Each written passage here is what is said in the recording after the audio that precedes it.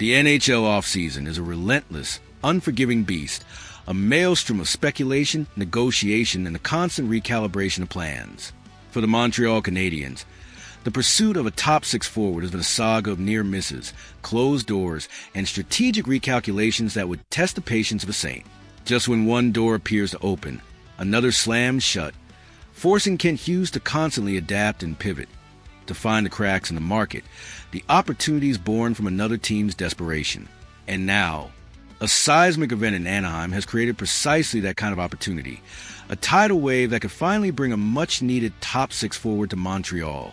The situation in Anaheim is nothing short of dire. The Philadelphia Flyers, with an audacity that sent shockwaves across the league, launched an $18 million AV offer sheet at Leo Carlsson. While the Ducks, bless their hearts, possess the cap space to match the staggering offer. Doing so would leave them with a mere $9 million to sign Cutter Gauthier, a cornerstone of their future, and navigate the rest of their roster needs. This isn't just a team in a bind. This is a team backed into a corner, desperate to create cap space, and that desperation is precisely what the Montreal Canadiens, with their significant cap flexibility, can and absolutely should exploit. The logic is simple, yet profound, a fundamental principle of market economics applied to the cutthroat world of professional hockey. The Ducks need to shed salary, and the Canadiens need a top-six forward. This is a classic supply and demand scenario, a perfect storm of opportunity, and Canadiens are perfectly positioned to be the solution to Anaheim's colossal problem. Among the players the Ducks might be looking to move, Mikael Granlund emerges not just as a logical fit, but as an intriguing, almost tailor-made solution for Montreal's immediate needs. Granlund, at 32 years old, is a proven, reliable offensive talent. He signed a 3-year, $21 million contract last offseason, a deal that now looks like an albatross for the cap-strapped Ducks. Despite the team's struggles, Granlund delivered a solid 41 points in 58 games, a testament to his consistent production and offensive instincts. He's a versatile player who can seamlessly transition between center and wing, offering the kind of lineup flexibility that Martin St. Louis values immensely in his dynamic puck possession system. His $7 million AAV for 2 more seasons is a significant cap hit, no doubt. But if the Ducks are truly desperate to create cap space, the Canadiens might not need to offer a king's ransom to acquire him. This isn't about a massive return for Anaheim. It's about cap relief, pure and simple, and the Canadiens have the financial flexibility to provide it without mortgaging their future. Now, let's talk about the fit in Montreal, because it's surprisingly compelling, even if Granlund isn't the big splash that some fans might be craving. First, and perhaps most importantly, his age.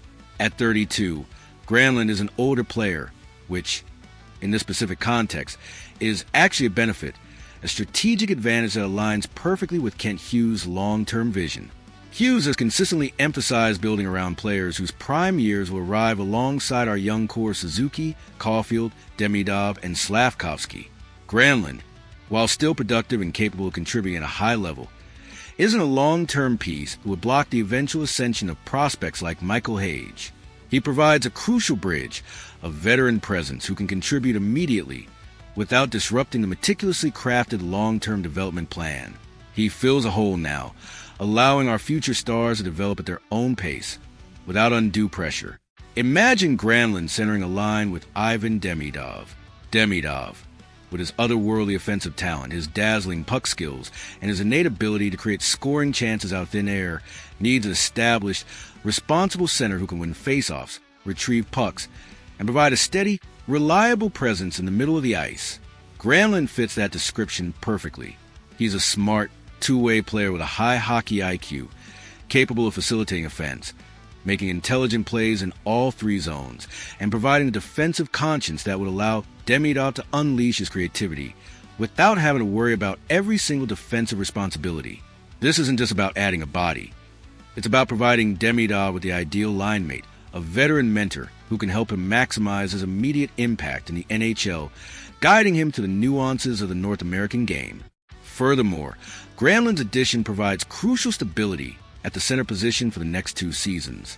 With Philip Danault set to become an unrestricted free agent and Oliver Kapanen a restricted free agent in 2027-28, having Granlund locked and provides a reliable, proven option down the middle This allows the Canadiens to navigate those upcoming contract situations without added pressure, giving them time to evaluate their internal options and make informed decisions about their long-term center depth. It's a smart, pragmatic move that addresses immediate needs while maintaining future flexibility, a hallmark of Hughes' strategic approach. Of course, there are always caveats, always potential hurdles in the complex world of NHL trades. Granlund does possess a 15-team no-trade clause, which would be a factor if Montreal happens to be on that list. However, given the Ducks' urgent, almost desperate need to shed salary, and the opportunity for Granlund to play for a rising team with a passionate fan base, in a market that reveres its hockey heroes, it's reasonable to assume that Montreal will be an attractive destination for him. A chance to play meaningful hockey, potentially in the playoffs, for a storied franchise, could easily outweigh any geographical. S isn't the blockbuster trade for a Pavel Zacha or a Kirill Marchenko that many fans have been dreaming of, the kind of move that sends shockwaves through the league and dominates headlines for weeks. But sometimes, the smartest moves are the ones that capitalize on market inefficiencies, the ones that address specific needs without overpaying, the ones that leverage another team's misfortune into your own gain. The Ducks are in a bind, a self-inflicted wound of cap mismanagement exacerbated by an aggressive offer sheet, and the Canadiens have the means to help them out while simultaneously helping themselves. This is precisely the kind of strategic, opportunistic move that Kent Hughes has proven himself adept at making. It's not about making a splash for the sake of making a splash. It's about making the right move at the right time, acquiring a proven player who fits a specific need, and doing so at a reasonable cost, both in terms of assets and cap hit. Granlund would be an undeniable upgrade from Montreal on that second line, providing Ivan Demidov with an established center to play alongside this season, and giving Canadiens the stability they need down the middle for the next 2 years. It's a move that strengthens the team now, without compromising the future, a delicate balance that Hughes has mastered. So, Habs Nation, what do you think? Is Mikael Granlund the pragmatic, opportunistic solution to our top 6 forward needs, a veteran presence who can bridge the gap and elevate our young stars? Does his age and contract make him an ideal bridge player to help Demidov and Hage, a perfect fit for our current competitive window? Or are you still holding out for a bigger, flashier name, even if the market for those players remains stubbornly difficult and the cost potentially prohibitive? Is it time to be pragmatic or to swing for the fences?